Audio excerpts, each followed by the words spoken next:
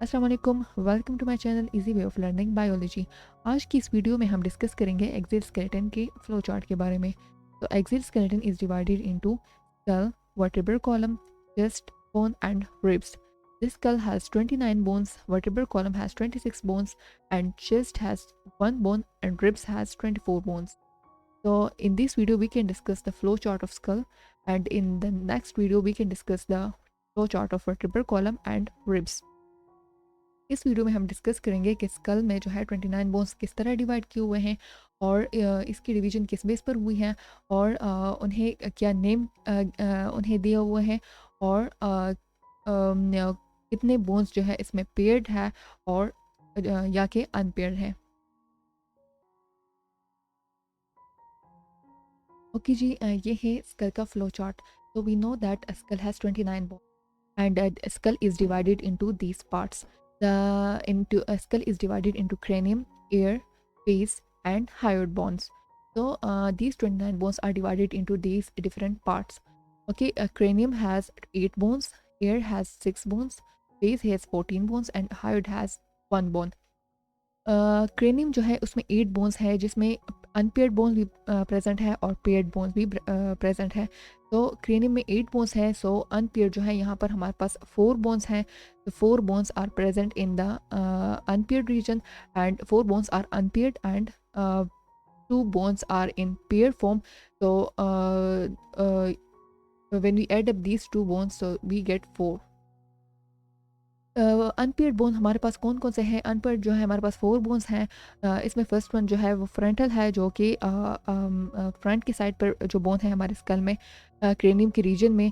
और उसके बाद जो है सेकंड वन है हमारे पास ओसिपिटल। ओसिपिटल जो है नेक से थोड़ा अबव जो बोन्स है बोन है हमारे पास वो है occipital, sphenoid and then ethmoid. Ethmoid जो है वो नोज की साइड पर है, स्पिनॉइड जो है वो in the between frontal and occipital.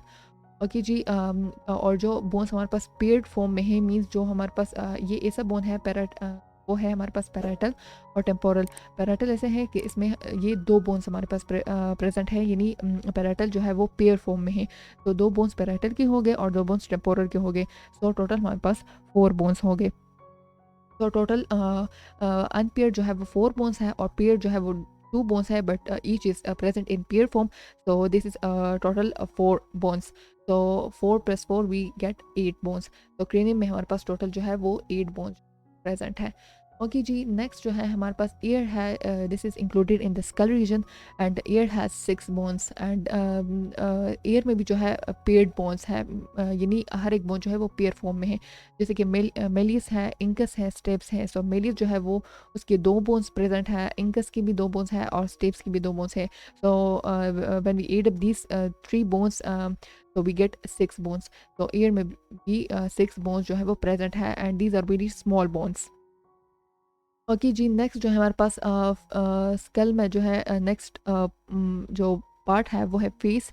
तो face has 14 bones. The maximum bone in skull is covered by the face.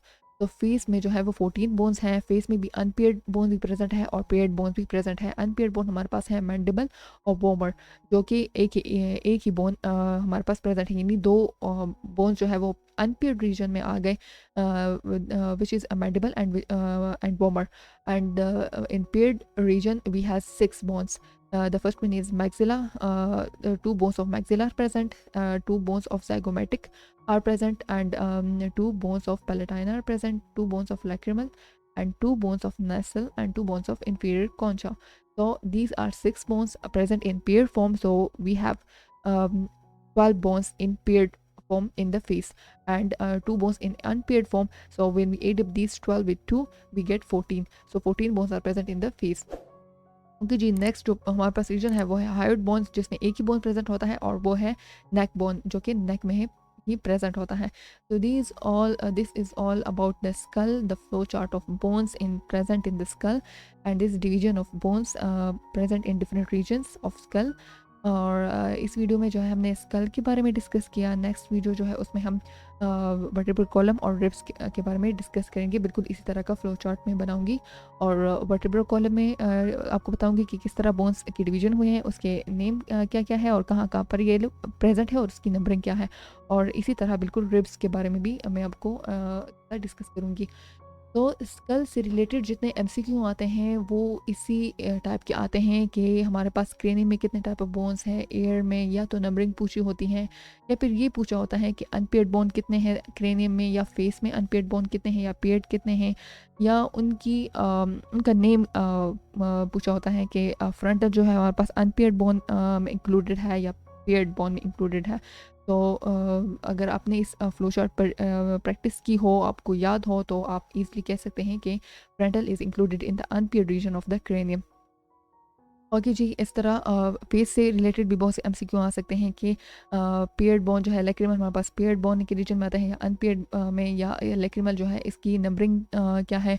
अगर पेयर कितने pair of lacrimal are present, so one pair is present and two bones of lacrimal is present in the face region, in the paired region of the face. Okay जी, या ear के बारे में पूछ रहे होते हैं कि इनकेस के कितने बोन्स होते हैं या कौन कौन से बोन्स जो है वो ईयर में प्रेजेंट होते हैं, क्या वो पेयर फॉर्म में प्रेजेंट होते हैं या अनपेयर्ड फॉर्म में, या हाइट बोन जो है वो हमारे पास कितने हैं। तो इस तरह के एमसीक्यू जो है वो स्कल से रिलेटेड आते हैं।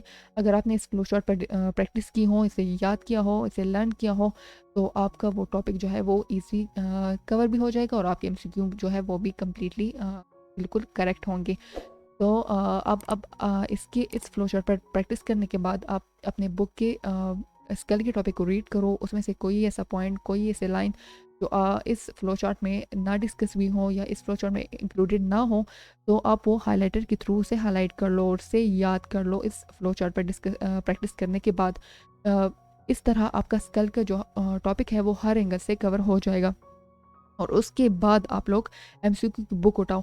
ऐसे ही एक टॉपिक को बगैर रीडिंग के, बगैर उस पर उस पर प्रैक्टिस किए बगैर आप लोग कभी भी एमसीक्यू की बुक को ना उठाओ, क्योंकि आप जब आप लोग एमसीक्यू की बुक उठाते हो और आपने एक टॉपिक रीड ही ना किया हो, तो आप इस वजह से ये टेंशन जो है वो बढ़ जाती है कि मुझे तो कुछ भी नहीं आता, मैं कैसे एमसीक्यू करूँगी। तो एक टॉपिक को कम्प्लीटली कवर करने के बाद ही आप एमसीक्यू की बुक को टच करो, उसे उसके उस टॉपिक को फिर आप लोग उठाओ, क्योंकि बायो का ये है कि आप लोग अगर उसे याद भी कर लो तो वो उसमें वो भूलता है, लेकिन अगर आपको फ्लो चार्ट याद हो तो वो आपसे कभी भी नहीं भूलेगा। तो इस तरह फ्लो चार्ट जो है मैं हर एक वीडियो में डिस्कस करूँगी one by one topic wise. और अगर आपको ये इस तरह की वीडियोस पसंद आए तो आप ज़रूर इसे लाइक कीजिए। अगर आपको किसी टॉपिक में प्रॉब्लम हो और आप लोग इसका फ्लो चार्ट नहीं बना सकते, तो प्लीज़ आप अपने इस कमेंट सेक्शन में ज़रूर उसे ऐड करें, ताकि मैं कोशिश करूँगी उसका फ्लो चार्ट बनाने की। अगर मुझसे बना तो फिर मैं ज़रूर उसकी वीडियो आप लोगों के साथ शेयर करूँगी। तो see you in the next video. Allah हाफिज़।